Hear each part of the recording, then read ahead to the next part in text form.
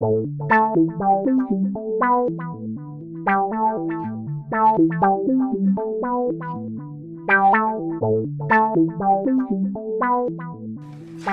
concentration of power, because the companies, you know their names, it's not just Walmart. It's Carrefour in France, it's Tesco in the UK, it's ShopRite in South Africa, it's Metro from Switzerland. These are the ones who are now from Kampala to Kuala Lumpur, to La Paz, to wherever, the ones moving in to take over the food chain, the other end of the food chain. With all of the risks and dangers that we've experienced here.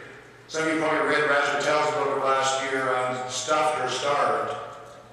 In Africa, if they move in, it's stuffed and starved. Kind of the kind of food system that we provided. And yes, there will be a little corner somewhere for the organics in the wealthier parts of the city. The rest of them will be eating the processed foods that we all know are so dangerous for us. So we need to be, as we talk about what has to be done in our plant breeding programs, our strategies for livestock breeding, we need to be aware of those trends in the food system around us. We need to be aware of the strategies the World Bank is proposing. We need to be aware of the strategies the consultative group, the International Agricultural Research is proposing, the Green Revolution guys again. And we need to know what Monsanto is saying at one end of the chain and what Walmart's saying at the other. Because that picture isn't at all attractive. We're going to have a World Food Summit in November. The United Nations has decided they're going to bring all the heads of state together. We're going to sit down and talk about the food crisis.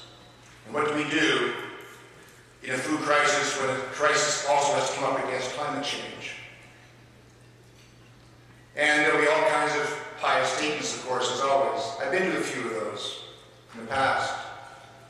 Remember, I got into this business in the 1960s, and I heard John Kennedy, when I was in high school then, 1963, John Kennedy say, "We have the means, we have the capacity to wipe hunger and poverty from the face of the earth in our lifetime. We need only the will." He was dead a few weeks later. And of course, we know what's happened. We didn't seem to have the will, did we? At the meeting in Rome in 1974, in the last food crisis, I heard Henry Kissinger in Rome during that crisis say, within 10 years, there will be no child that goes to bed hungry. That was in 1974. It was at the World Food Summit they had the last one in 1996, when government said, well, how about we try to cut the number of hungry people down to half by the year 2015. That was the time when there were 830 million hungry people, and now there's over 1 billion. And I was also at the follow-up meeting in 2002, when heads of state came together to review their progress in 1996, and they said, they learned enough to say, let's not say any figures. We're not doing too well at that. They said, we'll do our best. We'll try. So now we have another food summit. The only thing you kind of conclude is that there shouldn't be any more food summits. We can't afford them. We can't afford the crises that they create, the devastation that's left behind, and the failures we'll have to live with afterward. In the end, where I have optimism is in the things that you're talking about today. I have optimism that we can make that difference, that whereas back when I was just worrying about seeds 30 odd years ago, and there didn't seem to be anyone else who cared very much, or very few of us seem to care.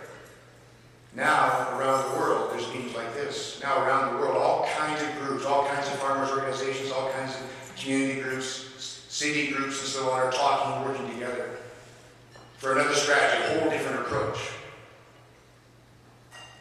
And that, I think, we can be proud of.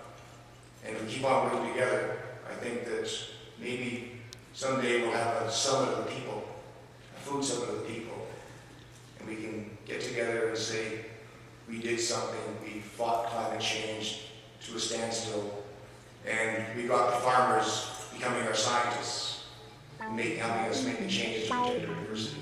Thanks very